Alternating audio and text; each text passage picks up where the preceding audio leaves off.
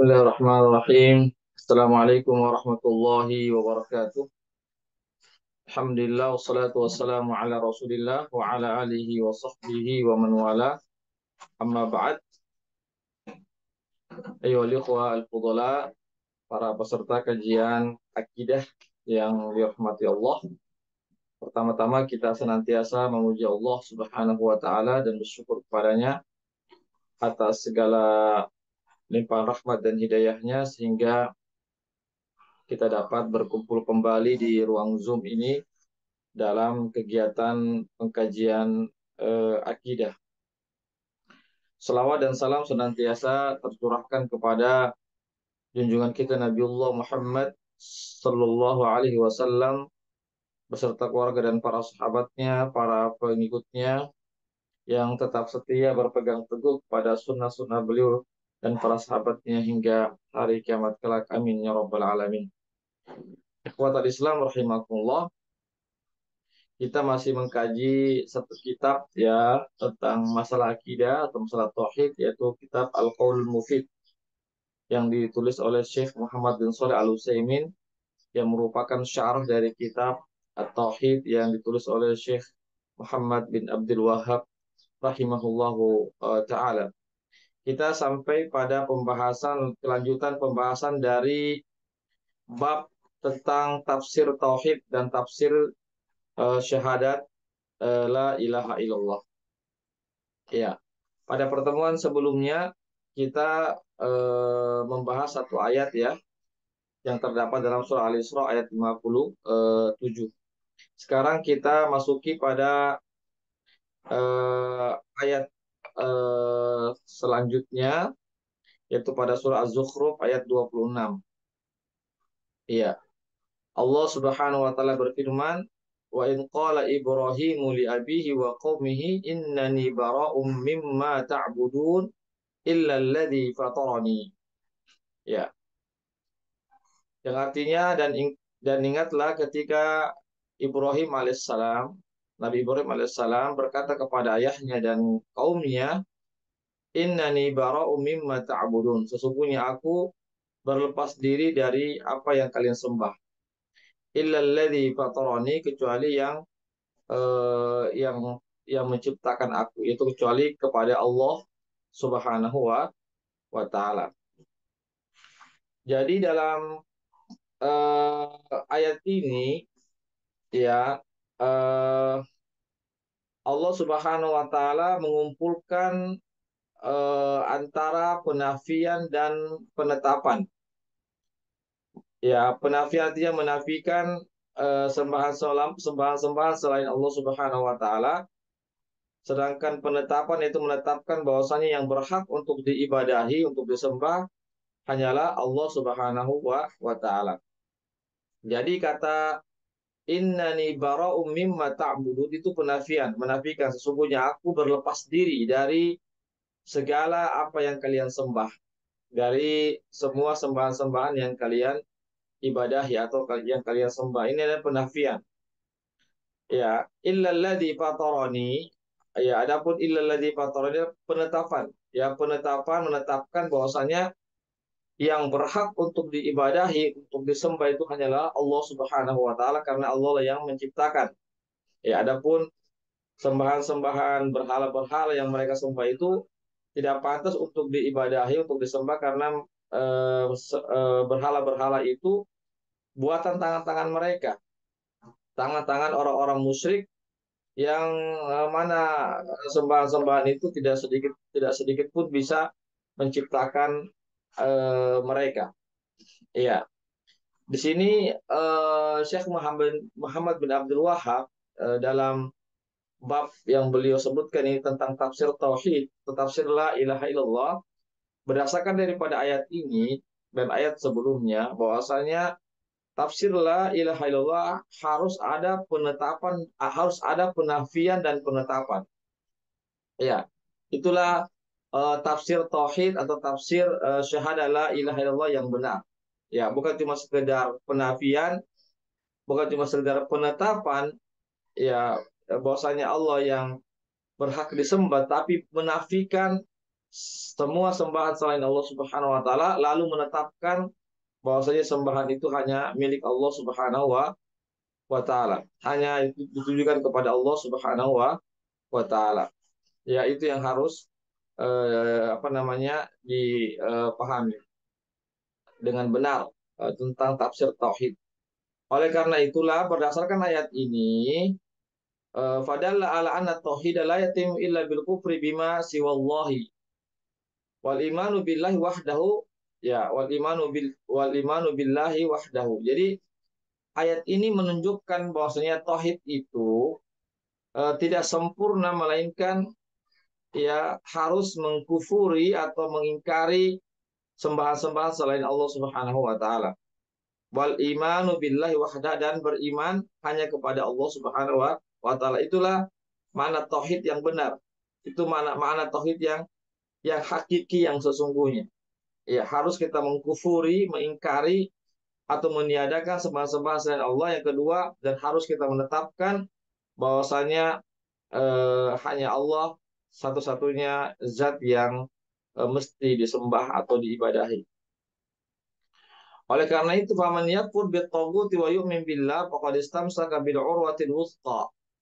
Maka barang siapa yang mengingkari segala sembahan-sembahan selain Allah, wa yu'min billah, dan dia beriman kepada Allah, maka sungguh dia telah berpegang teguh kepada tali yang kuat.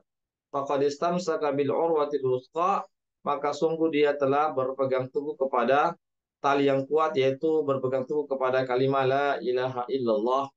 Ya, itu. Ya, ya. Apakah mereka itu orang-orang musyrik itu menyembah Allah atau tidak menyembah Allah? Ya. Maka jawabannya adalah mereka menyembah Allah, tapi mereka juga menyembah selain Allah. Ini namanya syirik. Jadi dikatakan musyrik itu kalau dia menyembah Allah, namun dia juga menyembah selain Allah Subhanahu wa taala, itu musyrik. Ya, itu musyrik artinya menyekutukan Allah, ya, atau menjadikan makhluknya sebagai tandingan-tandingan bagi Allah Subhanahu wa taala. Iya. Jadi ikhwatal Islam azakumullah, jadi orang-orang musyrik itu mereka menyembah Allah, tetapi juga mereka menyembah selain Allah Subhanahu wa taala, ya, maka mereka inilah dikatakan musyrik. Ya, ikhwatal Islam azakumullah, ya. Jadi sekali lagi bahwasanya eh, seseorang itu dikatakan betul-betul dia murni ibadahnya hanya kepada Allah, bebas daripada kesyirikan, maka dia harus mengkufuri atau meninggalkan segala sembahan-sembahan selain Allah Subhanahu wa taala, dan setelah itu dia harus menetapkan bahwasanya yang berhak diibadahi hanyalah Allah Subhanahu wa taala. Tapi jika dia masih menyembah selain kepada Allah, di samping dia menyembah kepada Allah, maka ini dinamakan musyrik. Ikhwatal Islam azakumullah. Ya. Oleh karena itulah di sini disebutkan ada didapatkan di sebagian negeri-negeri kaum muslimin ada yang sholat, berzakat, berpuasa, haji, namun mereka pergi ke kuburan, mereka sujud kepada kuburan, mereka rukuk kepada kuburan, mereka beriktikaf di kuburan, ya, mereka meminta ya orang-orang yang berada di dalam kuburan, ya, ya, maka ini sekali lagi ya dinamakan kemusyrikan.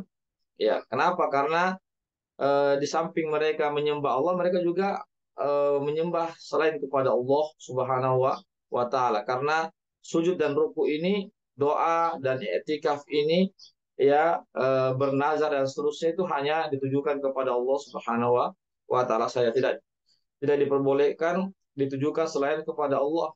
Ya, jika ditujukan ibadah-ibadah tersebut, jika ditujukan selain kepada Allah, ya, maka itu masuk dalam ranah kesyirikan. Ikhwatal Islam azakumullah. Jadi sekali lagi, ya, tauhid yang benar adalah tauhid yang hakiki adalah tatkala seseorang itu meniadakan sembah-sembahan selain Allah dan menetapkan bahwasanya yang berhak untuk diibadahi hanyalah Allah Subhanahu wa taala. Kemudian kalimat illalladzi fatarani, kecuali yang zat yang menciptakan aku yaitu Allah Subhanahu wa taala. Di sini Allah tidak mengatakan kecuali Allah, illallah, ya, kecuali Allah, ya, tapi kecuali zat yang menciptakan aku, ya. Syekh Muhammad bin Shalih Al Utsaimin mengatakan kenapa Allah menggunakan kalimat illalladzi fatarani, kecuali yang apa namanya, kenapa Nabi Ibrahim alaihissalam menggunakan kalimat illalladzi fatarani, kecuali zat yang menciptakan aku yaitu Allah Subhanahu wa taala, tidak mengatakan kecuali Allah. Ini ada dua faidah, ya. Faidah yang pertama adalah adanya isyarat, ya, kepada sebab, ya, sebab kenapa seseorang itu wajib untuk mengesahkan Allah dalam beribadah kepadanya, ya. Ya, jadi ada isyarat bahwasanya seseorang itu wajib untuk mengesahkan Allah dalam beribadah. Ya, kenapa? Ya, karena tatkala seseorang meyakini bahwasanya yang berhak, bahwasanya yang satu-satunya pencipta, pengatur alam semesta ini adalah Allah Subhanahu wa taala, maka secara otomatis maka menjadi satu kelaziman atau kewajiban seseorang itu wajib untuk beribadah hanya kepada Allah Subhanahu wa taala. Kenapa? Ya, karena yang berhak untuk diibadahi hanyalah zat yang menciptakan, yang dapat menciptakan. Adapun zat yang tidak dapat menciptakan, ya, yaitu makhluk, ya, makhluk itu dia tidak bisa menciptakan, bahkan dia yang diciptakan oleh Allah Subhanahu wa taala. Maka makhluk itu tidak pantas untuk diibadahi. Ya. Jadi sini Nabi Ibrahim alaihissalam menggunakan kalimat illalladzi fatarani, kecuali zat yang menciptakan aku, karena ketika seseorang meyakini, mengakui, bahkan semua orang-orang kafir, ya, orang-orang kafir, ya, orang-orang musyrik, dia mengakui bahwasanya yang menciptakan itu Allah Subhanahu wa taala, yang menciptakan dirinya, alam semesta ini Allah Subhanahu wa taala. Iya. Oleh karena itulah, karena tatkala mereka meyakini bahwasanya yang satu-satunya zat yang menciptakan hanyalah Allah, maka konsekuensinya dia harus mengakui bahwasanya yang berhak untuk diibadahi hanyalah Allah. Itu sudah konsekuensinya dari pengakuan kita terhadap keesaan Allah dalam penciptaan dan pengaturan alam semesta itu. Iya, maka harus berkonsekuensi, harus mengesahkan Allah dalam beribadah hanya kepadanya itu. Yang kedua, jadi Nabi Ibrahim mengatakan illalladzi fatarani, sebagaimana yang Allah kisahkan dalam Al-Qur'an ini, ya, kecuali zat yang menciptakan aku. Di sini menunjukkan bahwasanya rusaknya atau batalnya segala ibadah yang ditujukan kepada berhala-berhala, ya, kepada patung-patung itu, ya. Kenapa? Karena patung-patung itu yang mereka sembah tidak bisa menciptakan. Bahkan patung-patung itu dibuat oleh tangan-tangan manusia sendiri. Iya, iya. Oleh karena itu, karena patung-patung itu tidak bisa menciptakan yang lain, tidak bisa, bahkan tidak bisa menciptakan dirinya sendiri, ya, maka tidak pantas untuk diibadahi. Ya, tidak pantas untuk diibadahi atau disembah. Ya, kenapa? Karena patung-patung berhala-berhala yang mereka sembah itu sama sekali tidak bisa menciptakan dirinya atau menciptakan orang lain atau makhluk yang lainnya. Ikhwatal Islam, azakumullah. Jadi berdasarkan ayat tadi, ya, menunjukkan bahwasanya tauhid itu tidak tercapai, ya, apa namanya, jika seseorang itu beribadah kepada Allah, namun di sisi lain dia juga beribadah selain kepada Allah Subhanahu wa taala. Ya, itu tidak dikatakan tauhid. Ya, dikatakan tauhid kalau betul-betul murni, ya bersih, segala ibadahnya itu hanya ditujukan kepada Allah Subhanahu wa taala, dan dia bersihkan, berlepas diri dari segala bentuk kesyirikan dalam beribadah kepada Allah Subhanahu wa taala. Ya, jadi ada tiga jenis manusia yang berkaitan tentang masalah ini. Ada manusia yang eh, menyembah hanya kepada Allah saja, ada manusia yang menyembah selain kepada Allah, ada yang manusia, ya, manusia yang menyembah Allah dan juga menyembah selain Allah Subhanahu wa taala. Ya. Jadi yang dinamakan tauhid itu, ya, orang yang murni tauhid adalah orang yang menyembah hanya kepada Allah Subhanahu wa taala. Baik, kita beralih kepada ayat yang selanjutnya dalam surat At-Taubah ayat 31. Allah berfirman, "Ittakhadhu ahbarahum wa ruhbanahum arbaba min dunillah." Ya, mereka menjadikan, ya, ahbarahum wa ruhbanahum, yaitu apa namanya, ahbarahum, yaitu ulama-ulama mereka dan pendeta-pendeta mereka atau ahli-ahli ibadah mereka, arbaban min dunillah, yaitu tuhan-tuhan selain Allah Subhanahu wa taala. Ini berkaitan terkait dengan umat Yahudi dan umat Nasrani. Umat Yahudi menjadikan ulama-ulama mereka, orang-orang alim mereka sebagai Tuhan selain Allah Subhanahu wa taala, sedangkan umat Nasrani menjadikan daripada apa namanya, pendeta-pendeta mereka, ahli-ahli ibadah mereka sebagai Tuhan selain Allah Subhanahu wa taala. Ya. Jadi yang dimasukkan dengan Tuhan-Tuhan yaitu maksudnya mereka menjadikan para ulama mereka itu sebagai Tuhan karena mereka itu mengikuti perintah dari para ulamanya. Ya, meskipun perintah itu bertentangan dengan syariat Islam, ya, bertentangan dengan syariat Allah Subhanahu wa taala. Maka itu dikatakan ulama mereka itu sebagai Tuhan-Tuhan selain Allah Subhanahu wa taala. Ulama itu yang menyuruh mereka untuk melakukan satu perbuatan meskipun itu bertentangan dengan syariat, dan para pengikutnya itu melaksanakan apa yang dilakukan oleh para ulama itu meskipun bertentangan dengan syariat Islam atau dengan syariat Allah Subhanahu wa taala.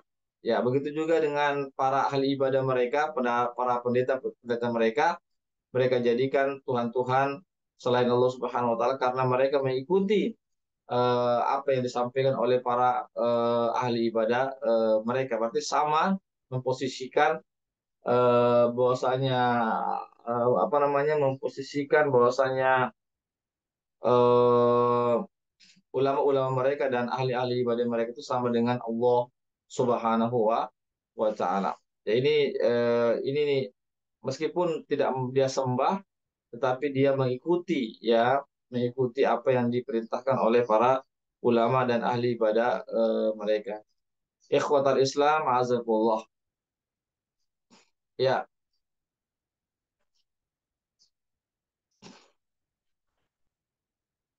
ya, begitu juga, ya, eh, mereka menjadikan Al-Masih Ibnu Maryam sebagai sembahan selain Allah Subhanahu wa taala. Ya, mereka mengatakan bahwasanya Al-Masih Ibnu Maryam atau Nabi Isa alaihissalam, ya, mereka mengatakan bahwasanya, ya, Isa itu adalah eh, Tuhan yang apa namanya, salah satu dari tiga Tuhan, salah satu dari tiga Tuhan, ya, namanya Trinitas, ya. Jadi Isa itu dikatakan sebagai anak Tuhan, ya, tapi sekali lagi ini bertentangan dengan syariat Islam, bahwasanya Allah Subhanahu wa taala tidak pernah mengangkat Isa sebagai anaknya atau anak Tuhan. Tetapi Isa alaihissalam adalah hamba Allah dan Rasulnya. Illa liya'budu, ya, la ilaha illa huwa. Ya,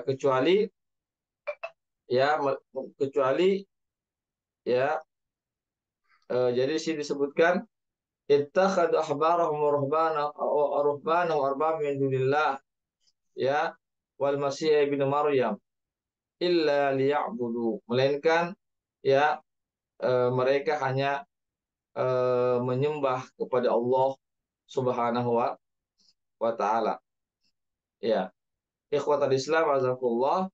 Jadi sekali lagi, kenapa eh, kita diperintahkan menyembah hanya kepada Allah Subhanahu wa taala saja? Kita hanya mentaati perintah-perintah Allah Subhanahu wa taala saja, ya, ikhwatal Islam azakullah.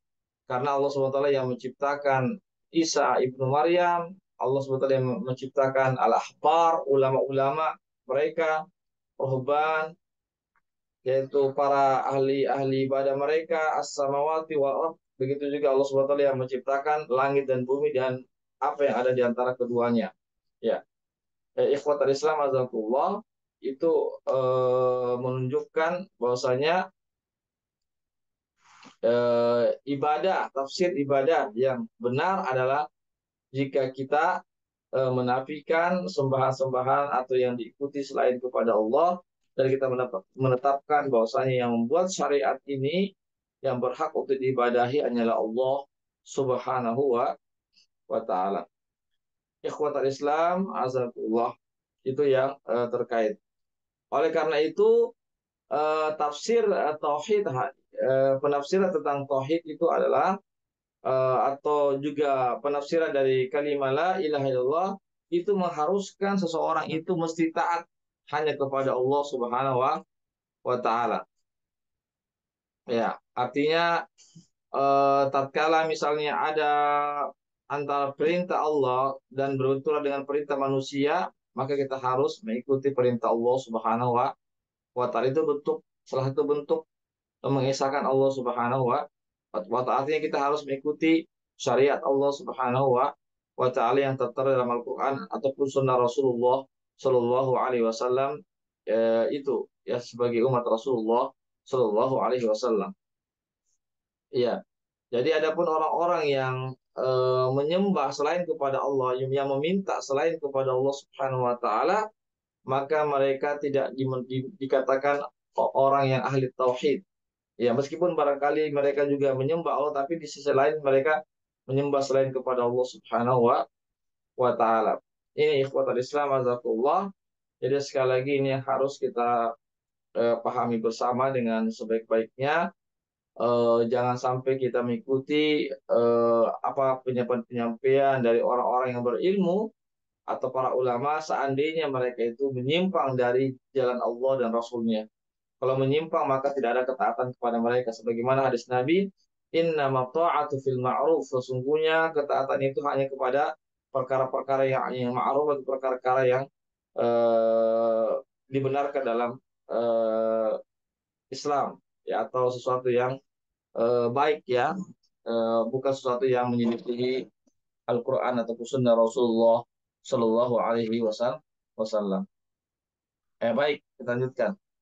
Kemudian yang berikutnya, eh, dalam ayat ini disebutkan wa minan nasi may yattakhidhu min dunillahi andada yuhibbunahum ka hubbillah.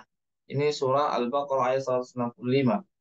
Di antara manusia ada orang yang menjadikan selain Allah itu tandingan-tandingan. Jadi kan tanding-tandingan selain Allah Subhanahu wa taala, mereka mencintainya sebagaimana mereka mencintai Allah Subhanahu wa taala. Ya, ini sekali lagi orang-orang musyrik itu mereka mencintai patung-patung mereka sebagaimana mereka cinta juga kepada Allah Subhanahu wa taala. Ini sehingga tauhidnya orang-orang musyrik ini tidak bisa dikatakan tauhid yang sempurna. Iya. Karena apa? Karena itu tadi, ya, karena mereka masih mencintai makhluknya daripada Allah Subhanahu wa taala. Lebih lebih mencintai makhluknya daripada mencintai Allah Subhanahu wa taala. Ini ikhwatul Islam azakumullah. Jadi mereka menjadikan kecintaan mereka kepada Allah tuh sama dengan kecintaan mereka kepada berhala-berhala mereka. Ini tidak dinamakan tauhid. Meskipun mereka cinta kepada Allah, tetapi mereka menyamakan kecintaan kepada Allah itu sama dengan kecintaan mereka kepada Tuhan-Tuhan mereka yang mereka sembah, yang mereka buat dengan tangan-tangan mereka sendiri.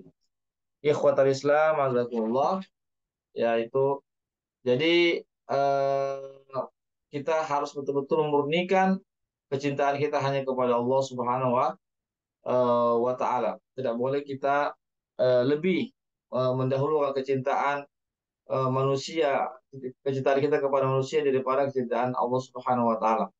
Tidak boleh juga kita menjadikan sama kecintaan kita sama dengan kecintaan kita kepada Allah Subhanahu wa taala. Kecintaan kita kepada makhluk-makhluknya sama dengan kecintaan kita kepada Allah Subhanahu wa taala, maka ini juga tidak dibenarkan dalam syariat Islam.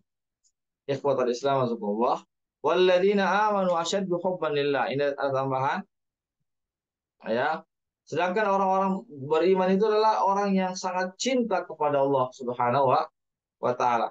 Ya, jadi kita harus sangat cinta, bukan cuma sekedar cinta tapi sangat cinta kepada Allah Subhanahu wa taala. Kita harus lebih mendahulukan kecintaan kita kepada Allah daripada kecintaan kita kepada dari segala galanya. Ikhwatal Islam azakumullah, ya, itu terkait ya tentang apa namanya pembahasan tentang masalah tauhid ya, atau tafsiran tauhid. Ya. Kemudian di sini mahabbah, kecintaan itu ada tiga disebutkan ini. Ya, ya, kecintaan itu ada tiga jenis. Ya, cinta itu ada tiga.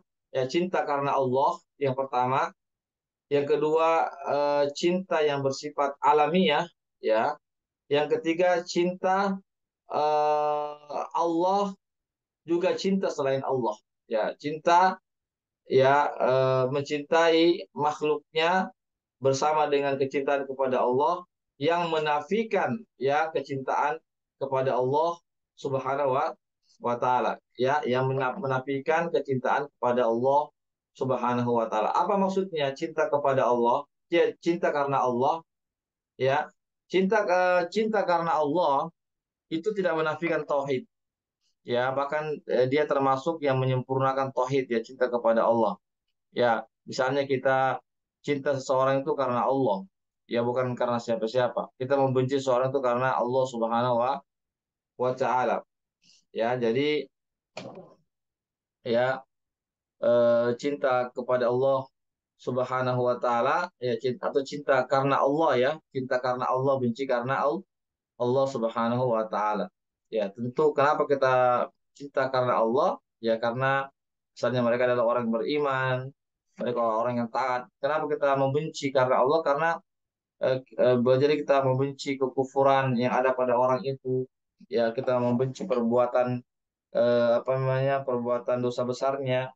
Ya, semata-mata karena Allah Subhanahu wa taala, bukan karena faktor-faktor keduniaan lainnya. Yang kedua adalah kecintaan yang bersifat alamiah. Nah, ini tidak berpengaruh kepada kecintaan kita kepada Allah Subhanahu wa taala dan tidak menafikan kecintaan kita kepada Allah. Contohnya apa itu? Cinta yang alamiah, misalnya cinta kepada istri, cinta kepada anak, kepada harta dan yang semisalnya, maka itu tidak berpengaruh, ya, eh, tidak berpengaruh pada kecintaan kita kepada Allah Subhanahu wa taala. Ya, karena tentu setiap kita mesti ya, atau cinta kepada istri kita, kepada anak-anak kita, keluarga kita, ibu kita, bapak kita, itu sudah perkara yang alamiah. Ya, perkara alam yang alamiah. Sebagaimana disebutkan ini, bahwasanya Nabi pernah ditanya, man ahabbun nasi ilaik, siapakah orang yang engkau paling cintai? Ya, maka Nabi mengatakan Aisyah. Ya. Kemudian beliau pernah ditanya lagi, ya, siapakah laki-laki yang engkau paling cintai? Beliau mengatakan Abuha, yaitu Abu Bakar, bapak daripada Aisyah radhiyallahu anha. Ikhwatul Islam azakumullah. Yang ketiga adalah eh, begitu juga cinta kepada makanan, minuman, pakaian, itu kecintaan yang wajar. Yang ketiga adalah kecintaan bersama Allah, ya, yang menafikan kecintaan terhadap Allah Subhanahu wa taala. Misalnya seseorang yang mencintai selain Allah sama kecintaannya kepada Allah, maka itu tidak dibenarkan. Atau lebih lebih dia cintai daripada kecintaannya kepada Allah. Lebih dia cintai itu makhluk itu ya selain Allah itu daripada kecintaannya kepada Allah Subhanahu wa taala. Maka ini ya ini masih dikatakan sebagai musyrik ya, sebagai musyrik. Kenapa? Karena apabila terjadi kontradiktif antara kecintaan kepada Allah dan kecintaan kepada selain Allah, maka mereka lebih mendahulukan kecintaan mereka selain kepada Allah Subhanahu wa taala. Ya ini tentu bertentangan dengan nilai-nilai tauhid. Mestinya seseorang harus mendahulukan kecintaannya kepada ya ya dia harus mendahulukan kecintaannya kepada Allah Subhanahu wa taala daripada kecintaannya selain kepada Allah Subhanahu wa taala. Ikhwatal Islam azatullah ya. Barangkali ini yang terkait tentang apa namanya? Tentang beberapa ayat yang berkaitan dengan bab kita yaitu tafsir tentang tauhid, tafsir tentang kalimat la ilaha illallah. Ya, barangkali ini yang bisa kami sampaikan. Silakan kalau ada mau bertanya, kami buka sesi tanya jawab.